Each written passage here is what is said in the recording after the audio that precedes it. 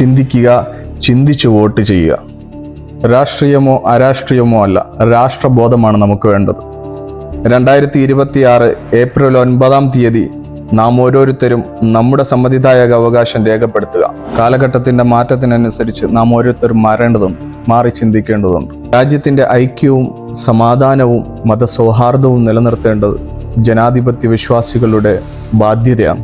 എൻ്റെ യുവ സുഹൃത്തുക്കളോട് എനിക്ക് അഭ്യർത്ഥിക്കാനുള്ളത്, നിങ്ങളുടെ വിലപ്പെട്ട സമ്മതിദായക അവകാശം രേഖപ്പെടുത്തേണ്ടത് നാം ഓരോരുത്തരുടെയും കടമയാണ്. എമർജൻസി സിറ്റുവേഷൻസ് അല്ലാതെ ഒരു കാരണവശാലും നിങ്ങളുടെ വോട്ട് നിങ്ങൾ പാഴാക്കാതിരിക്കുക. നാളെ നാം ഇതോർത്ത് റിഗ്രറ്റ് ചെയ്യേണ്ട അവസ്ഥ ഉണ്ടാകരുത്. രാഷ്ട്രബോധമുള്ള യുവ സുഹൃത്തുക്കളുടെ കരങ്ങളിലാണ്, നാം ഓരോരുത്തരുടെയും കരങ്ങളിലാണ് നമ്മുടെ രാജ്യത്തിൻ്റെ ഭാവി. ചിന്തിക്കുക, ചിന്തിച്ചു വോട്ട് ചെയ്യുക.